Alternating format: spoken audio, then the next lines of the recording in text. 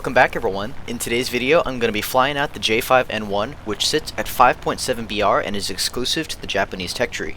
As soon as I started flying the J5N1, it quickly became one of my favorite twin engines in the entire game, and that is for many reasons. First of all, the J5N1 has amazing guns. Two 30mm and two 20mm cannons, all mounted in the nose, make for some very fun explosions, and most of the time, as long as you get some rounds on target, the enemy plane will be destroyed. The only issues that I have with the armament is the placing of them, which is very low on the fuselage, as well as the low firing rate, which can sometimes cause enemies to fly through your bullets.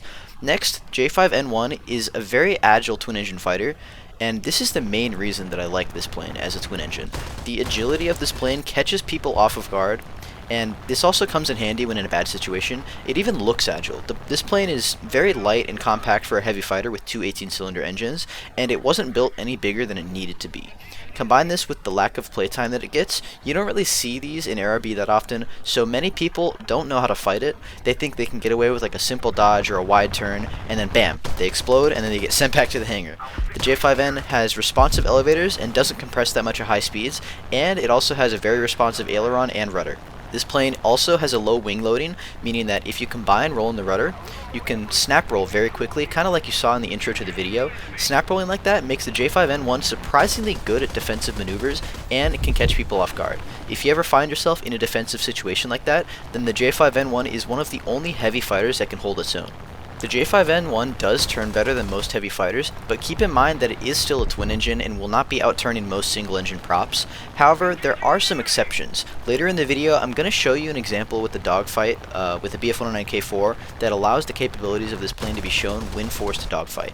The J5N1 is also decently fast, and although it won't be outrunning things like Yak-3Us or P-51s, it is still fast enough to get away from most of the aircraft that you can't turn with. Along with being faster than average, the J5N1 also holds its speed very well, having good maneuvering and linear energy retention.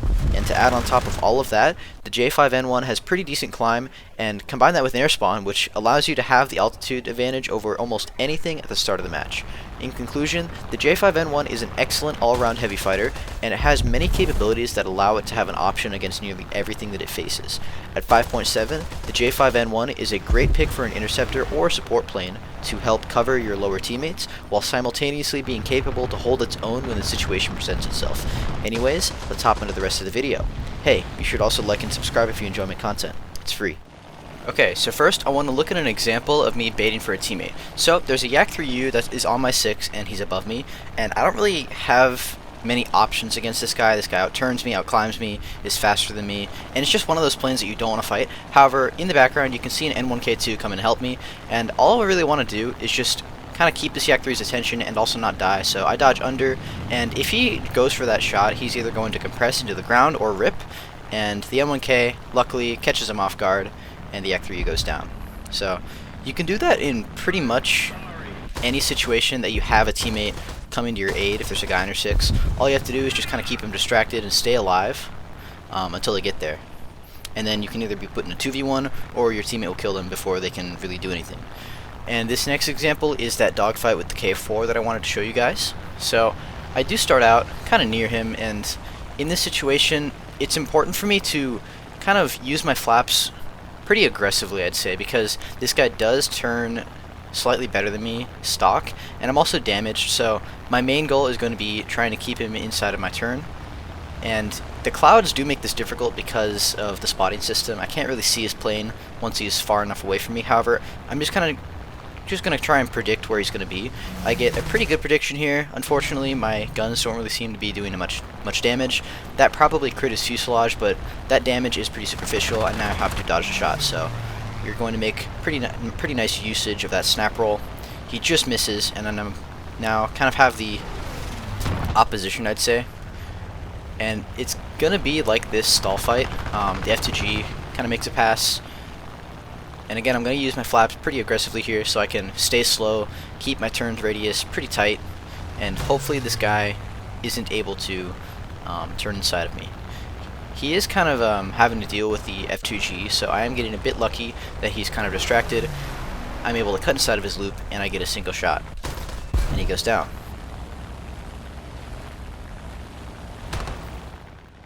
So we're now going to move on to the first full match of this video. This was a full up tier, and I got 4 kills in a pretty quick amount of time. First, we are going to take care of this Talon 52. It is a C, so he's going to have a harder time dodging me because his poor turn rate.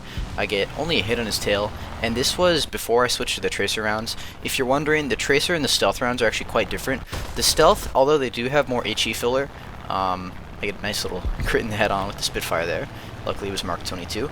Anyways, about the difference between the Tracers and Stealth, they are the same on paper besides the Tracer, but the Stealth do have more HE filler. However, the Tracer has a lower fuse sensitivity, so the Tracers actually do more damage because the Stealth rounds are more likely, even though they're HEF rounds, to pass through the enemy before they explode. So after this after a while playing this thing with Stealth rounds, I switched to the Tracers and had much better luck. So I don't really know how many rounds I have, or how many matches I have where I loaded Tracers in my guns, but later in the video you should see a couple of them. Anyways, after we finish off that Spitfire, we are just going to lurk above this furball here. And there's not really anybody above me that's near me, so I'm going to make sure to just kind of dive in behind these guys, make sure I get a nice little free pass. This Sea Fury is the one that's closest to me. He's also not really paying attention to me, so I can make quick work of him. He goes down, gets turned into a torpedo, and I now can turn back towards the Tempest, who's very slow at the top of this loop. He's my next priority target. He goes down, and I can now turn into the J5N1. That Yak-15 is occupied by my teammate, so I'm going to have plenty of time to deal with this guy. He does choose a head-on, and since he's so slow, he kind of has to full commit it. So that's kind of a waste of life if I do full commit it. So I end up breaking off. I think I damage his engine here, so I do have more speed than him. I go up and around. He tries to go up after me, however, he completely stalled out. He goes down, and that is going to be my 4th kill. Moving on, we have a 5-kill carry match, and I forgot to actually mention at the start of the video that this thing does have limited WEP. This was one of those matches where I did run out of WEP towards the end of the match. But anyways, we are dodging this Hornet, and in this plane, Hornets are going to be probably your main enemy because you're supposed to have the height advantage at the very start of the match. However, Hornets are just going to be vastly above you no matter what you do. They are much faster than you, they have a much better climb than you, and they also have a higher air spawn, so yeah, there's not really much you can do. And as you can see, there are 3 Hornets behind me and 2 Spitfires. I think one of them isn't really paying attention, however the other's chasing me. So I'm just going to dive away, because if I dive steep enough and lose enough altitude fast enough, they're probably not going to want to follow me all the way down to where I'm going. So this is just kind of a way to temporarily at least get away. So after diving away, they do end up breaking off. I turn back in, and now I have to dodge the Hornet a second time. And I'm going to try and engage in a dogfight, but the thing is, he's actually a bit slower than me, so even though he does turn worse by default, I'm still not going to be able to reverse him very well, because he can just kind of stay behind me, cut inside of my turn, and it's going to be a pretty big issue because he's not the only enemy in this area. As you can see, it is a dusk map. The spotting system is a bit broken, but yeah, there are other enemies near him that he can use to help out. So I'm just going to now extend away from the Hornet because I don't really have a chance of winning that dogfight quick enough. Even though I will win it eventually, I can't win it quick enough to where I'll be able to get away from those other 2 enemies. And I'm speeding this part up because it is pretty boring, but it also shows you what I have to do and how I kind of defensive flew to get where I was in this, just to get where I was to where I am now. So we now have a Tempest coming in, and if this clip does seem familiar, this was in the reversal montage, so a bit of a spoiler here, but this Tempest does get reversed. He was going too fast, he was compressing, and my plane at high speed does not compress nearly as much as him, so I'm able to just kind of loop back over on top of him, use my high speed control to get a shot on him, and he goes down. Right after killing the Tempest, a Hornet comes out of nowhere because dusk map with clouds. It's just a horrible spotting system. Luckily, I'm able to negative G and kind of go under his guns. He doesn't have the best roll rate, so I can actually just dodge him fairly easy. Although a Hornet although he did have the kind of advantageous position, it's just a boat to control, so simple dodges like that will work against them unless they have very good prediction skills. And yeah, he was faster than me. I turn inside of him, and yeah, he goes down because he didn't really try and dodge after that. He didn't run away. I don't really know what he was thinking.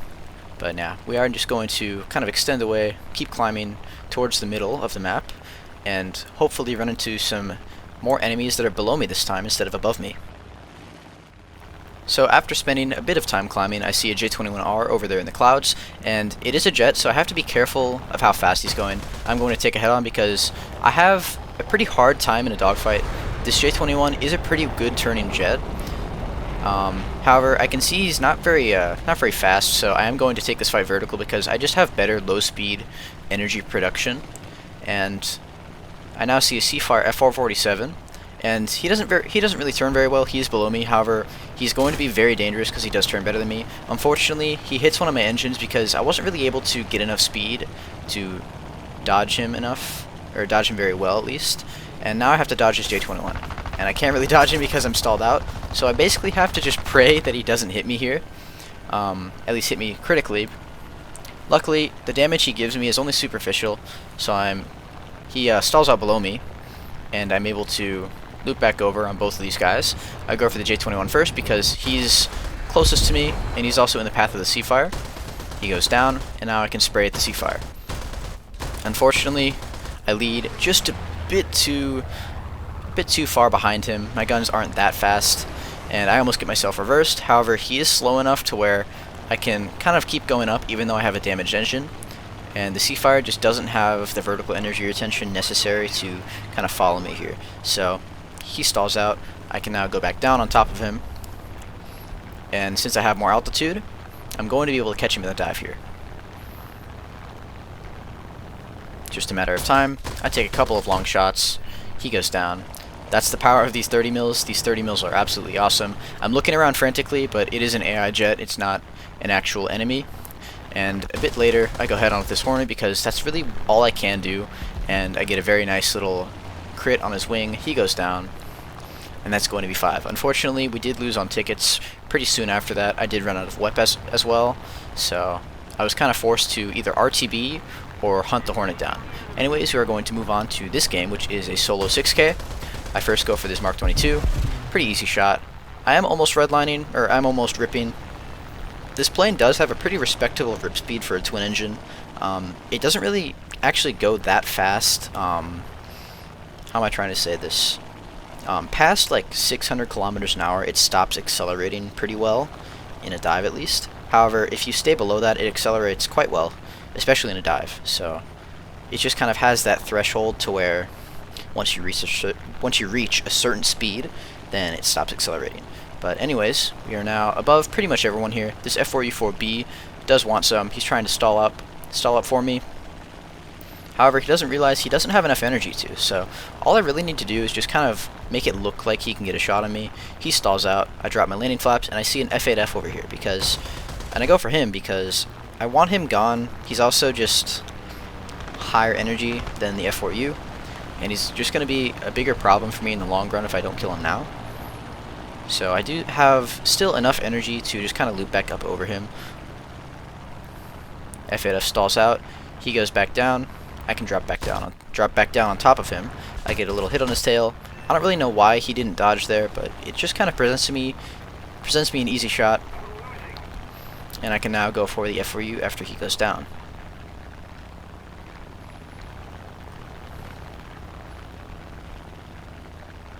So this F4U is diving away from me.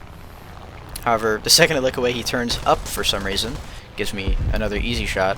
Take his wing off.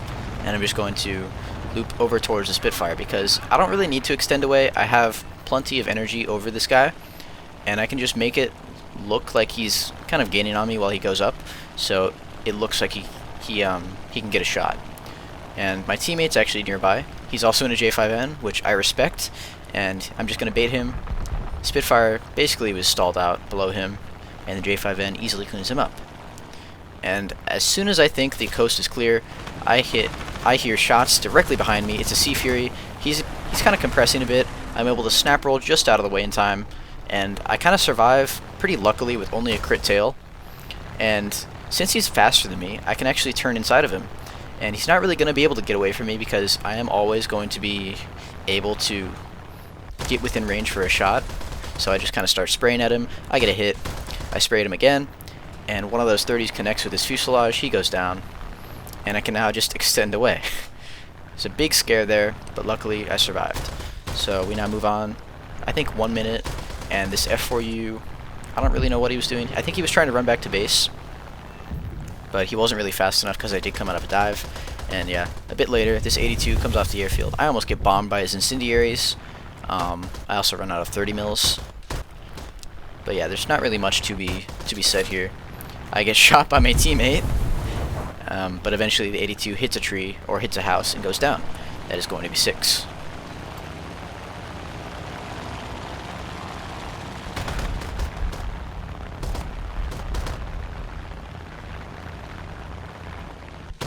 Okay, so we're going to move on to a 7-kill game where I basically had my brain off the entire time.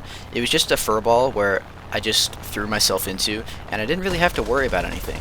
So, I first go for this MEC I take a couple of shots from long range, I get a crit, and I'm just going to leave him because I don't really want to get anywhere near those guns, because as you can see, he's just shooting at me, and MEC have always been a problem because they always seem to one-shot me. So yeah, I'm just going to fly away and go for this TIH. I do pitch up for him because he's not really paying attention to me. My teammate's going head-on with him, so I can kind of just blindside him. One of those 30s hits, he goes down, and since there's no one above me or at my altitude, I can just dive down on this furball that's forming, because there are just a million enemies, and I see this as a huge opportunity to get a bunch of kills really quickly. I go for this Focke-Wulf because he's closest to me, and he's also not really paying attention. He goes down because he's too slow to dodge, and I can now go for this 109 G14. He's going for a teammate, so he's not paying attention. He goes down, and I'm just going to loop back up now. Use that speed I gained from the dive, turn it into altitude, and also just kind of distance myself from any enemies. I'm now going to go for this 109K, who is on my Sea Fury. He is the highest, he is the nearest to me. I'm just going to kind of wait till he gives me a 6. Unfortunately, he actually goes vertical here, which increases the closure rate, so I'm not able to pull lead on him. However, I can just kind of keep going up because he's still much slower than me, and he's also not going for me because there's a teammate shooting at him right now. So I'm just going to drop my landing flaps, loop back on, over behind him, and I'm going to get a shot here. I take it, his wing comes off, and yeah, these 30s are just awesome. The guns in this plane are pretty easy to use because this plane is also easy to aim. Speaking of easy to aim, I kind of ate my own words there because that Yak 15, I definitely whiffed on him. However, he just kind of did a move where I wasn't really expecting, and he ended up dodging me pretty well. The Yak 9 there got baited by me because the Sea Fury was on him. I just kind of kept my spiral up like that because the Sea Fury was going to get him before the Yak 9 got a gun solution on me. The Spitfire, excuse me, was severely damaged, and I put a single 30 mil into his fuel tank. He explodes, and I can now go for this Yak 15. Yak 15s are pretty hard to hit though because they're fast, they're tiny, and unfortunately very squirrely. I ripped my flaps because I didn't really realize how fast I was going. I believe I actually hit 2 shots on the Yak 15, but I'm not going to really be able to get to him before my teammates take him down. Luckily, Miko gets the kill, I get an assist, so everyone's happy. At least everyone in my squad. And the last 2 players of the game were both Arado 234Bs. I do kind of run out of 30 mils, but the 20s are actually just plenty because they just do enough damage. As you can see, I kind of just one-shot that guy's wing off, and it's kind of funny because Arados are just such helpless planes. Like, they don't have any front armament, they don't have any defensive armament, all they really have is speed. And that's the thing, they're not very fast for bombers. As you can see, I just take the second guy down, and I end up getting 7. That's going to be GG. Next game, we have a 6-kill game where I think I also just had my brain off. I first go for this B-17G.